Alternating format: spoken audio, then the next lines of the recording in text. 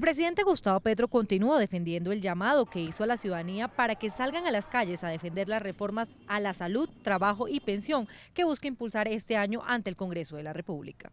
Las reformas que se presentarán al Congreso en febrero buscan cambiar el país, generar justicia social y con el acumulado de las luchas sociales de Colombia. No dudo que tendrán opositores en quienes no quieren los cambios. La plaza pública también es un lugar de discusión. Y es que la convocatoria la hizo el presidente Gustavo Petro desde Toulouse, en Francia, donde a través de las redes sociales convocó a las juventudes para que salgan a las calles este 14 de febrero y 1 de mayo. El próximo 14 de febrero hemos sido convocados por el presidente de la República para que atendamos nosotros a la ciudadanía en general. Él dice en la calle, es en cualquier evento, en cualquier sitio, claro que sí.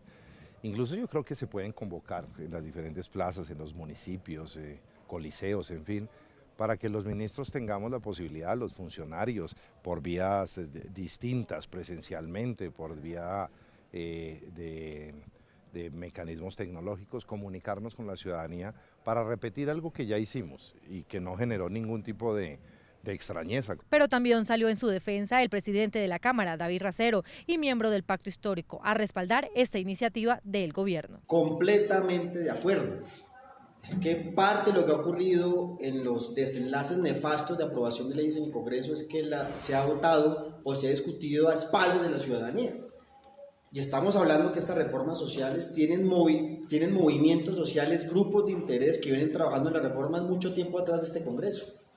Así que la invitación que hace el presidente Gustavo Petro es completamente consecuente. Invitó a la ciudadanía a construir el Plan Nacional de Desarrollo, invita a la ciudadanía a construir las reformas fundamentales que van a generar una nueva ruta, un nuevo modelo social para el país. No tardaron las críticas en su contra por parte de la oposición para hacer esta convocatoria. Desde Cambio Radical, el senador David Luna lo invitó a tener un poco de humildad.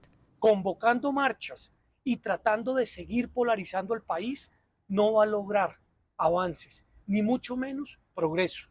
Por eso yo le solicito al presidente que entre en razón, que le meta un poquito de humildad al asunto y que convenza, en este caso, a quienes corresponde para tramitar su reforma. Lo propio hizo el partido oposición Centro Democrático, quien tiene marchas convocadas para el próximo 14 de febrero. Parece muy atrevido, pero que lo haga. El día en que la oposición está convocando a unas marchas preocupa, porque parece un desafío a los ciudadanos que quieren protestar en contra de un gobierno que amenaza con destruir lo que hemos creado, pero que sobre todo amenaza con destruirlo con improvisación, porque no tienen los proyectos, porque los proyectos hoy no se conocen, no existen. Sin embargo, para el analista Pedro Viveros, esto es el inicio de la contienda electoral. Hoy no hay esa fortaleza institucional que teníamos en Colombia.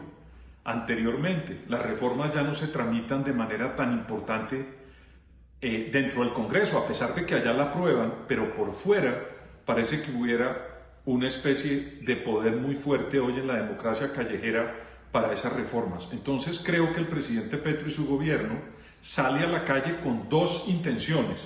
Primero, presionar sus reformas y segundo, comenzar la campaña electoral regional y local en Colombia. Se espera que las próximas semanas empiece la discusión en el legislativo de proyectos como la reforma a la salud, la reforma laboral y la reforma pensional, de las que a pesar de no conocerse su contenido en su totalidad, ya se han expresado oposiciones por parte de algunos sectores. Eso que dijo Karina al final de la nota puede ser el quick del asunto, y es que los textos no se conocen. Entonces, ¿cómo van a salir a la calle a defender unas propuestas cuyo texto no se conoce? ¿Quién lo dijo? Roy Barreras, un hombre muy cercano a Petro, ¿no? El presidente del Senado, hombre muy cercano a Petro, que también lo hemos visto en varias ocasiones como siendo el que calma las aguas, como lo han hecho muchos otros funcionarios del gobierno, cuando las cosas encienden el debate y la polémica. Él insiste en ese tema, en que deben conocerse los textos, por un lado, para que se acaben las especulaciones, pero también para que se puedan discutir de una manera transparente, abierta al país, en el legislativo, que es el órgano encargado de eso cuando estamos hablando en una democracia representativa como lo es Colombia. Dice también que hay que construir sobre lo construido, esto digamos que siendo algo de referencia a lo que podría estarse planteando en la reforma a la salud. Para Roy Barreras, llevar a las calles la discusión de las reformas podría generar conflictividad. Su voz no solo pesa en el Congreso, sino también en el petrismo. El justo reclamo popular, que es la intención del presidente Petro, de escuchar las voces de los que nunca han sido escuchados, debe ser canalizado para convertirlo en soluciones en el Congreso. Lo que es indeseable es que por desconocimiento de los textos, sectores extremos de izquierda o derecha terminen enfrentándose en las calles por un texto que no conocen. Coincide con el reclamo de muchos que no se conocen los textos de las reformas que están a puertas de radicarse en el órgano que él preside, especialmente una de las que genera mayor choque, la de salud. Si no se conoce por parte de los gremios, ni los expertos, ni el Congreso, ni los medios de comunicación, pues todo lo demás es especulación. Nosotros podemos salir a la calle a exigir con justicia un mejor sistema de salud, todos estamos de acuerdo, pero la reforma la tiene que construir como solución viable el Congreso, porque lo contrario es activismo y no gobierno. Barreras no oculta sus diferencias con lo que hasta ahora ha insinuado la ministra de Salud, Carolina Corcho, sobre poner fin a la intermediación de las EPS. Y por eso no se puede desbaratar un sistema que funciona hace 30 años mientras se construye otro, así el otro fuese mejor. Lo que hay que hacer es construir sobre lo construido para pensar en esos millones de familias colombianas que no pueden, como he dicho, digamos, quitarles el andamio y dejarlos en el aire.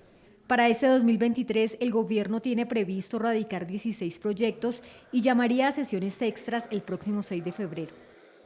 Yo me pongo a pensar qué diferencia habrá, Mauro, entre el estado de opinión del entonces José Obdulio Gaviria en la época de Álvaro Uribe Vélez y esto, de llamar a las calles para que le aprueben sus reformas. Es más o menos lo mismo, y a lo que se refiere ese estado de opinión o estar manteniendo las bases en actividad, etcétera, etcétera, se refiere a esa diferencia que hay entre tener del lado de uno unas elecciones, unos votantes, haber ganado unas elecciones en el pasado y tener pesos y contrapesos institucionales, entre ellos los que el mismo Gustavo Petro, el presidente de la República, en su famoso discurso de Caldono por allá a los 2 meses de haberse posesionado, señaló que eran las instituciones, o en concreto las normas, los decretos, las leyes, su principal enemigo interno. Ese es un tablero, y el otro tablero es el de la popularidad, la popularidad, la popularidad.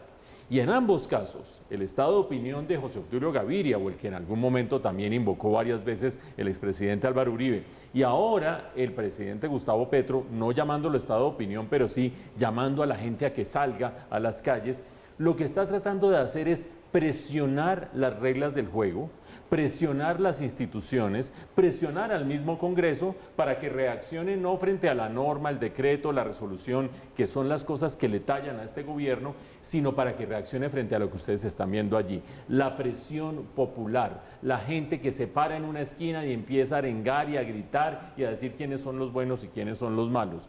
No es en vano que Roy Barreras, el presidente del Senado, casi siempre aliado del presidente Gustavo Petro, en este momento esté, como en algunas otras cosas, tomando distancia. ¿Por qué? Por 2 motivos. Primero, Roy Barreras quiere ser presidente de la República y evidentemente no podría ser presidente de la República. Muchos escenarios tendría que haber de por medio, pero no podría ser presidente de la República si se eterniza el pacto histórico en cabeza de Gustavo Petro o un designado en el poder. Por lo tanto, él quiere juego democrático, él quiere que haya instituciones, que funcionen las reglas del juego, no que vaya la aplanadora de la opinión pública y de las marchas de por medio. Pero en segundo lugar, porque él preside el Congreso. Y el Congreso sería la principal institución que recibiría la presión de la gente en las calles ahora que estamos en un semestre, en un periodo legislativo de reformas. Él tiene discrepancias, por ejemplo, en la reforma a la salud frente a la ministra de Salud.